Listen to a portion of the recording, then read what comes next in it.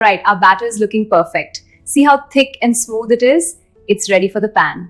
Hello મિત્રો, આજે આપણે ઘરે બનાવીશું એકદમ ઓરિજિનલ, હેલ્ધી અને ખૂબ જ ટેસ્ટી પીનટ બટર, જે બિલકુલ બજાર જેવું, પણ કોઈ પ્રિઝર્વેટિવ નહીં, કોઈ કલર નહીં, અને સૌથી મોટી વાત, માત્ર થોડી મિનિટોમાં તૈયાર થઈ જશે. પીનટ બટર બનાવવા માટે મેં 1 કપ શિંગદાણા લીધા છે, જેને ધીમી ફ્લેમ પર તવામાં નાખી શેકી લેશું, જેથી શિંગદાણા ખૂબ જ સરસ રીતે શેકાઈ જાય અને તેના ફોતરા પણ ખૂબ જ સરળતાથી નીકળી જાય. આ શિંગદાણાને શેકતા માત્ર 5 જ મિનિટ લાગે છે, વધુ સમય લાગતો નથી.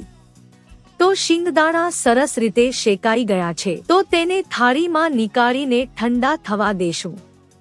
તો અહીં શિંગદાણા એકદમ ઠંડા થઈ ગયા છે, તો આ રીતે હાથથી મસળીને તેના ફોતરા નીકાળી લેશું. હા દોસ્તો, એક મહત્વની વાત, બજારમાં મળતા પીનટ બટરમાં કલરનો ઉપયોગ કરવામાં આવે છે, જે હેલ્થ માટે ખૂબ જ નુકસાનકારક છે.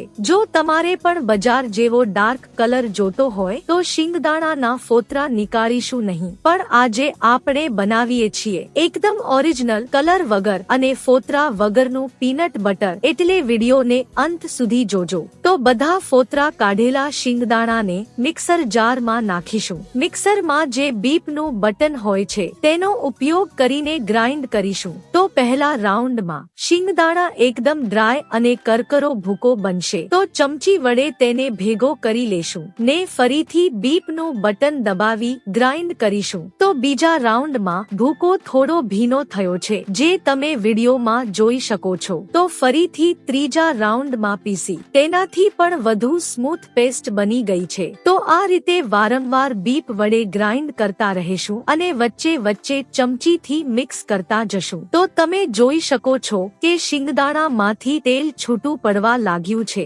મેં લગભગ 15 થી 20 વાર બીપ વડે ગ્રાઇન્ડ કર્યું છે. તો પીનટ બટર એકદમ સરસ રીતે તૈયાર થઈ ગયું છે અને તેનો કલર પણ બહુ જ નેચરલ અને સુંદર લાગે છે. બજારના પીનટ બટરનો કલર વધુ ડાર્ક હોય છે, કારણ કે તેમાં કલરનો ઉપયોગ થાય છે, પણ આપણે અહીં કોઈ પણ કલર વગર એકદમ ઓરિજિનલ રીતે પીનટ બટર બનાવ્યું છે. તો તેને બાઉલમાં નીકાળી લેશું. તો તૈયાર છે એકદમ ફ્રેશ, ઘરે બનાવેલું અને ખૂબ જ સરળ પીનટ બટર, જે તમે જ્યારે ઈચ્છો ત્યારે ઇન્સ્ટન્ટ બનાવી શકો છો. તમે ઈચ્છો તો તેમાં થોડું મીઠું પણ ઉમેરી શકો છો, કારણ કે સામાન્ય રીતે પીનટ બટરમાં મીઠું હોય છે, પણ આજે મેં આ રેસીપી વિધાઉટ સોલ્ટ બનાવી છે, કેમ કે મારી બીજી રેસીપીમાં બટરમાં સોલ્ટ નતો જોતો, એટલે મીઠું ઉમેર્યું નથી. તો એકવાર ઘરે બનાવીને જરૂર ટ્રાય કરજો, ખૂબ જ સરસ બને છે અને તેનો સ્વાદ પણ લાજવાબ આવે છે. તો મિત્રો,